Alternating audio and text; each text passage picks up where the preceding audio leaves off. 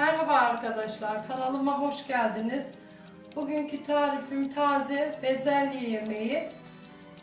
Etli yapacağım. Hazır taze bezelye çıkmışken bunu sizinle paylaşmak istedim. 1,5 kilo bezelyeyi ayıkladım, yıkadım. 400 gram dana kuşbaşı, 1 adet kuru soğan, 4-5 tane yeşil biber, 1 adet havuç, yarım çay bardağı zeytinyağı veya sıvı yağ fark etmez.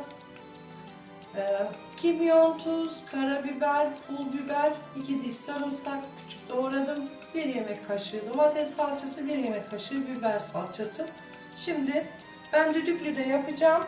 Onun için düdüklümün altını yakıyorum.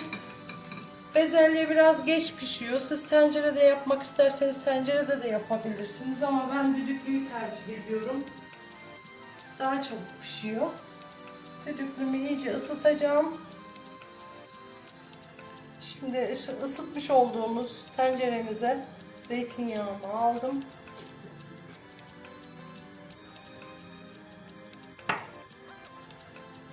Etlerimi de atıyorum.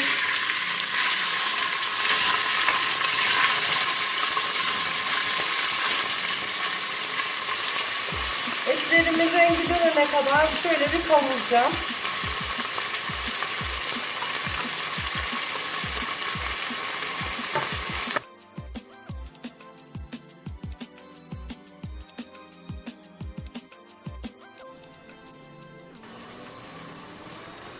Etimizin rengi döndü arkadaşlar. Şimdi birkaç dakikada soğanla yeşil biberimizi kavuralım.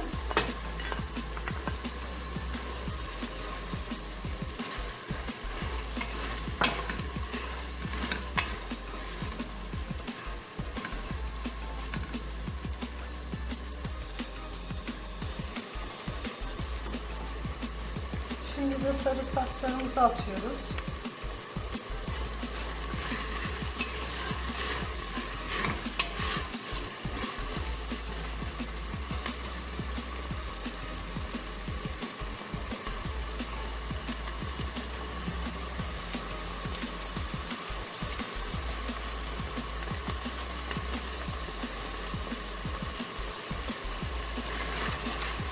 Şimdi salçamızı atalım. Salçamızla kavuralım. Salçanızı mutlaka kavurun. Yemeğiniz daha güzel olur.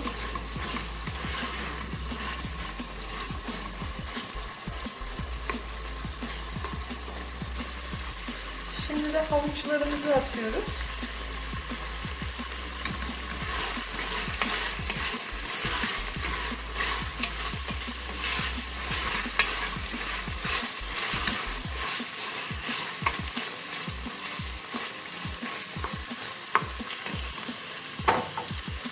Bezelyemizi ve baharatlarımızı atıyoruz. Kimyon, pul biber, tuz, karabiber. Arzuya göre ekleyin miktarını.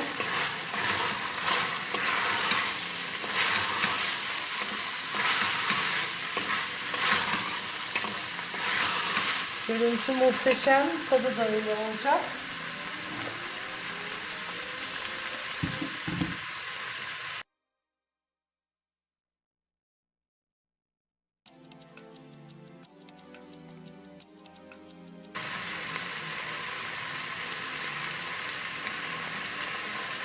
Şimdi de biraz sıcak su ilave ediyoruz. Kaynatmış olduğumuz suyu.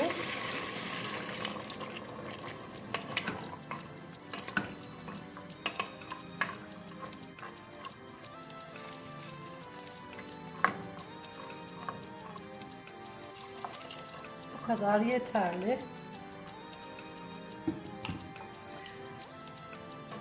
Ağzını kapatacağız ve 20-25 dakika kadar pişireceğim ben. Sizin düdüklünüz farklıdır.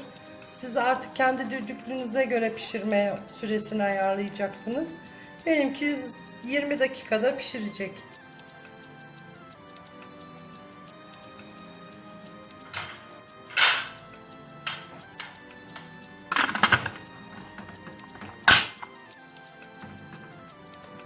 Düdüklümüz kaynadı arkadaşlar. Şimdi altını kısıyorum ve pişirmeye bırakıyorum.